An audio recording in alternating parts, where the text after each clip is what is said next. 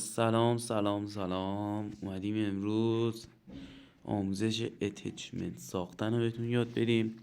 اتچمنت های خودمون، نه اتچمنت های دیگران، و امیدوارم بهتر کنید. ژرنال هستم. لایک، کامنت، ساب فراموش نشه، ما رو حمایت کنید. خب چند تا نکته قبل از اینکه بخوایم بریم سراغ اتچمنت درست کردن، چیدن، ساختن، هرچی باید بهتون بگم. اتچمنت ساختن روش خودشو داره.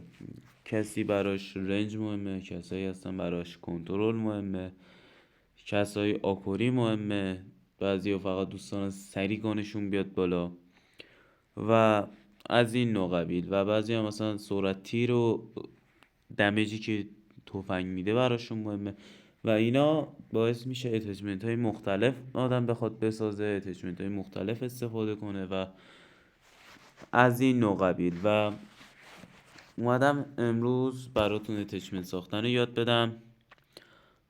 خب بریم برای اتچمنت درست کردن. خب اولین کاری که میکنید باید تفنگی که میخواید اتچمنت بسازید و باید مکس کنید. مثلا الان این لولش یکه و طبیعتا وقتی میخوام با این اتچمنت بسازم چیزی نداره، شاید یه اپتیک داشته باشه که چیزی زیاد خاصی نی و بعد با مثلا کارت میخواید مکس کنید، با بازی کردن مکس کنید و این دو روش هستیه برای مکس کردن. ولی حالا گانایی که مثلا مکس کردید، الان اینا رو مکس کردم و روی مثلا همین AK47 شروع میکنیم و این الان اتچمنت منه. بایستید اول سیوش کنم. خب برای اینکه یه اتچمنت خوب بسازید لازمه که بدونید چیا خودتون نیاز دارید. مثلا برای خودم ایم AK47 ایم خیلی خوبیه، ولی وقتی اپتیک روش بذارم میتونم راحت‌تر سمت هدشاتش بگیرم و هدشات طرف رو راحت‌تر بزنم و این باعث میشه که من یه اپتیک بذارم روش. حالا هر اپتیکی که میبینم باش راحت ترم. معمولا که همه همین اپتیک استفاده میکنن. خب حالا برای من رنجش خیلی مهم نیست چون برای مولتیه، ولی برای بتل بود شاید یکم رو رنجش حساس میشدم و اونجایی که 47 یگانیه که تقریبا کند حساب میشه، یعنی راحت نمیاد بالا، ADSش برام مهمه. خب با این چیزا من الان میدونم باید یه دوتا توی لوداتم اضافه کنم که بتونم هم سری بیارم بالا هم موومنت های خوب باش بزنم و برای این کار از استوک استفاده میکنم. میام میبینم کدوم استوک بهتر، از آخر میرم اول. خب اینجا ADS موومنت اسپیدش ضعیفه و اینو منظورمه اوورده پایین، یعنی من بخوام اسلاید بزنم و همزمانش هم برم روی اسکوپ، حالا به زبان ساده تر میشه من وقتی بخوام سر بخورم و همزمانش هم شروع کنم به تیر زدن، این باعث میشه سنگین بشه.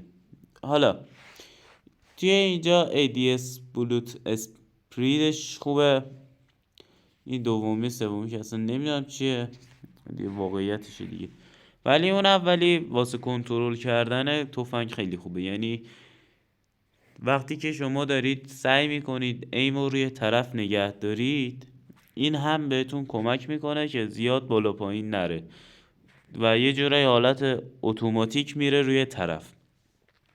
خب ما از این استفاده نمیکنیم.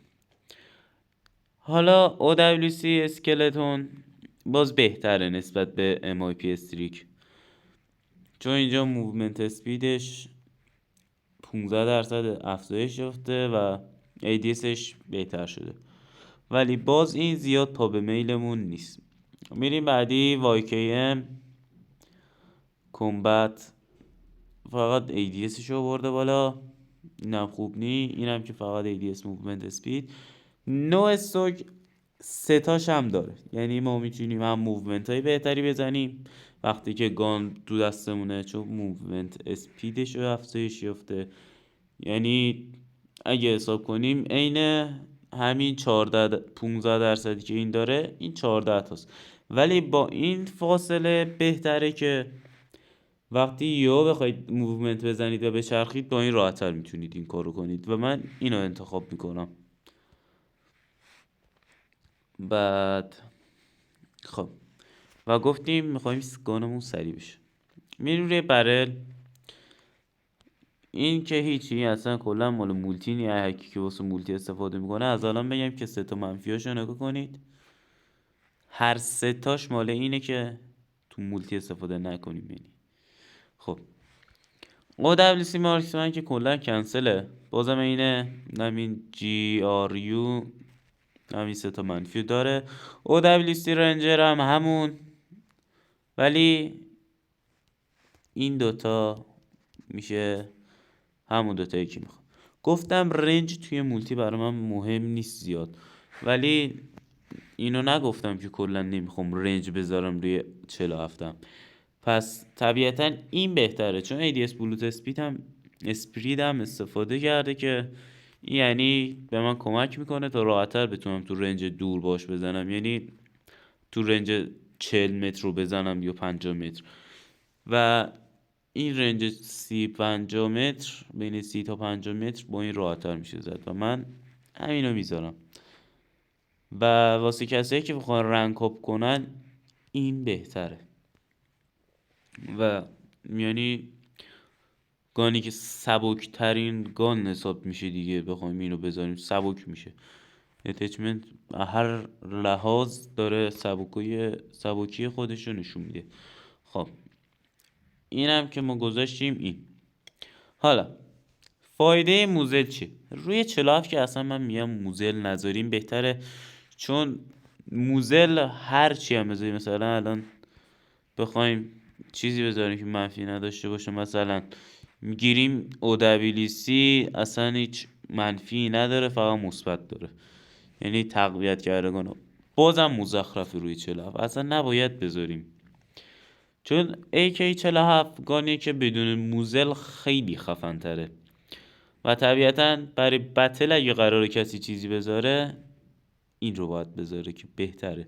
ولی حواستون باشه ADS بلوت اسپیدش هم باید، اسپریدش هم باید افزایش بدید که بتونید دقتتون رو ببرید بالا توی تیر زدن، یعنی نقطه زن دیگه. فکر کنم الان متوجه شید ADS بلوت اسپید همش قفلی زدم رو اسپید.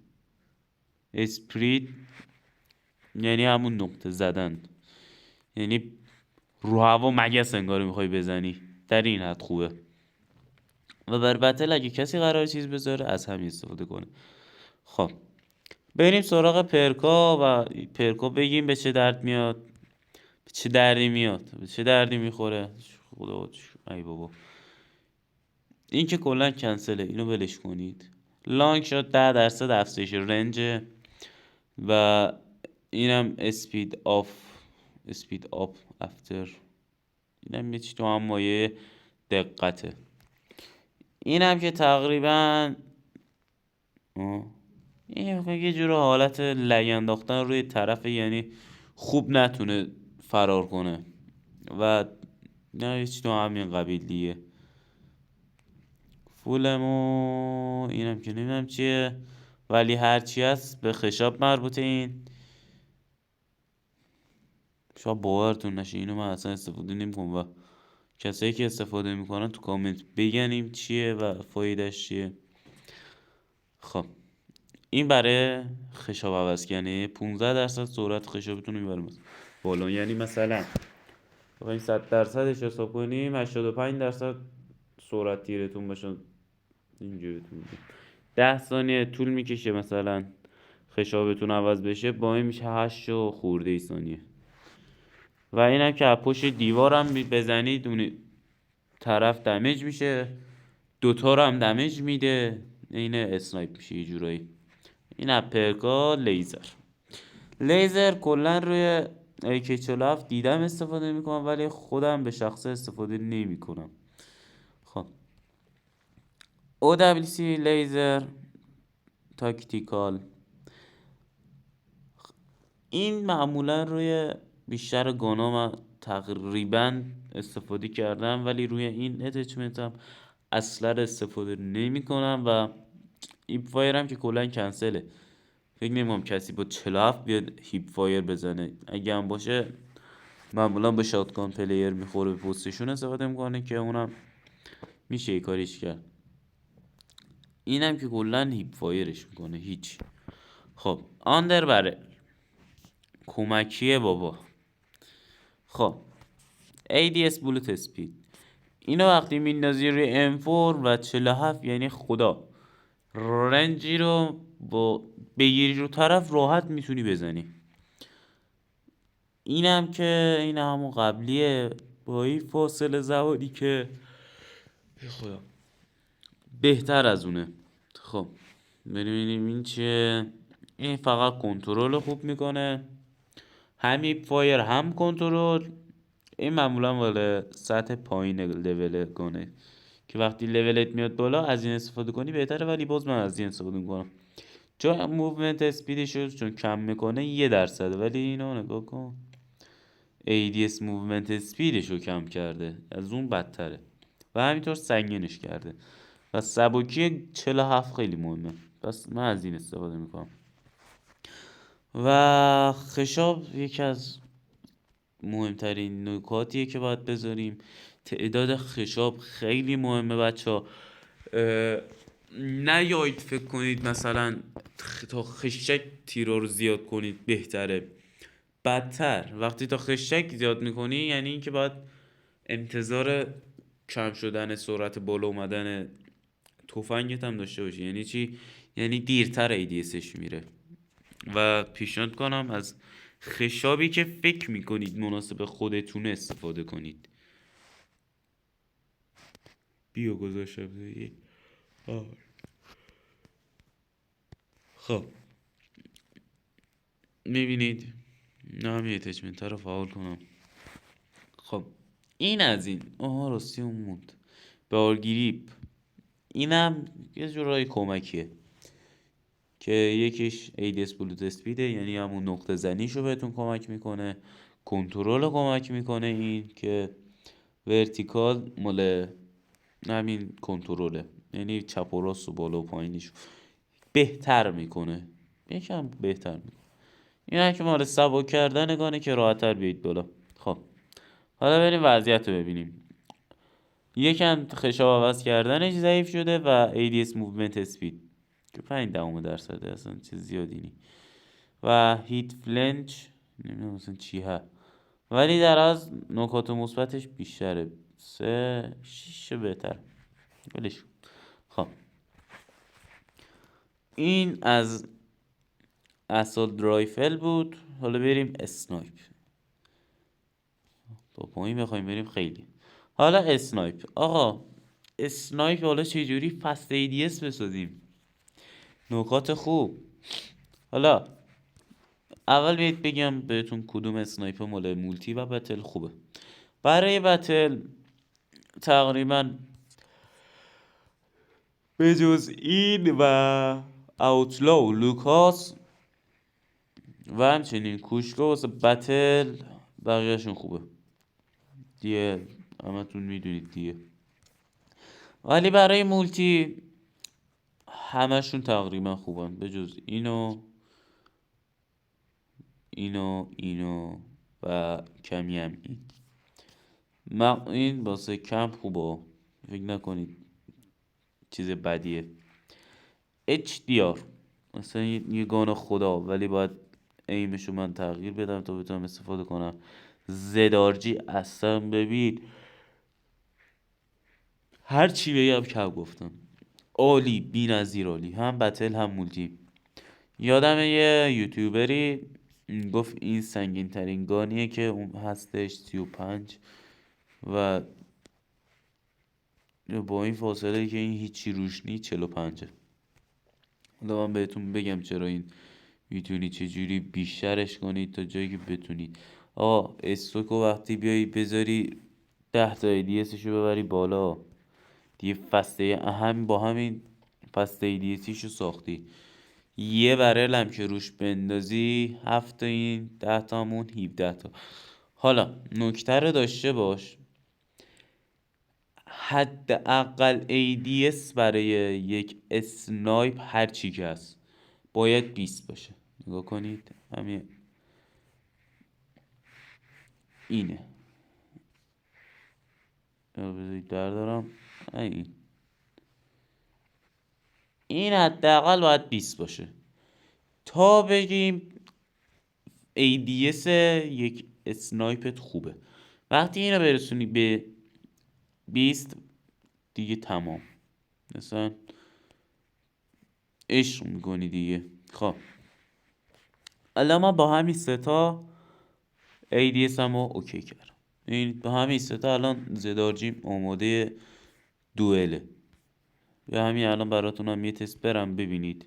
حالا بذارید اول بریم شاتگان هم بهتون بگم. شاتگان برای مولتی وقتی که آرگوز اومده، آرگوز جون آرگوزه ولی من میگم آرگوز. آره میشه. به شخص نظر من اینه که وقتی با این ایم میگیری رنج 5 متر هم میتونی وانشات بزنی. نمیدونم چه سمیه برداشته بوده دویج رنج و نگاه 20 افزایش. یا حضرت عباس چه خبرته؟ به کجا چنین شتابان؟ اینا چیه؟ اینا هم که نمیدونم چیه. اینا چیه؟ اینا هم نمیدونم چیه، ولی هرچی هست آرگوس فعلا بهتره. ولی کیارم و چیز توی مولتی به نظر من بهتره، ولی کیارم توی مولتی کمی ضعیف شده و همچنین بتل یکم ضعیف شده، ولی اچس فعلا خوبه توی مولتی و این اتچمنت پیشنهاد میکنم برای مولتیتون استفاده کنید. اگه اسکرین شات میخواید بگیرید که ما رفتم بعدی. حالا برای اتچمنت ساختن یه شاتگان خوب بستگی داره شاتگانتون چی باشه. اگه مثل من مشکل تیر دارید برای شاتگانتون میتونید از خشا استفاده کنید، یعنی این و موزل چوک بذارید. همیشه اینو بذارید روی چوک مگر اینکه اینو داشته باشید. تو کجا اومدی؟ اگر اینکه این موزل داشته باشه که بذارید و استوکو همیشه یه چیزی بذارید که موومنت بتونید باش بزنید و هیپ فایر بشه و RTC هم برای برل معمولا خوبه. وقتی رنج شاتگانت خوب باشه عالیه، یعنی شک نکن خوبه. و اینکه باید هیپ فایر باشه شاتگانتون. نگاه کنید هیپ فایر. شما همیشه نمیتونید با ADS یا فست اسکوپ یا هرچی نمیشه همیشه بزنید، چون وقتی یه هیپ فایر باز بخوره پستتون دیگه خورده تمام. خب بریم بعدی. همین دیگه. مرسی که تا آخر ویدیو همراه ما بودید. تستش هم میگیرم براتون میذارم. خیلی ممنون. خداحافظ.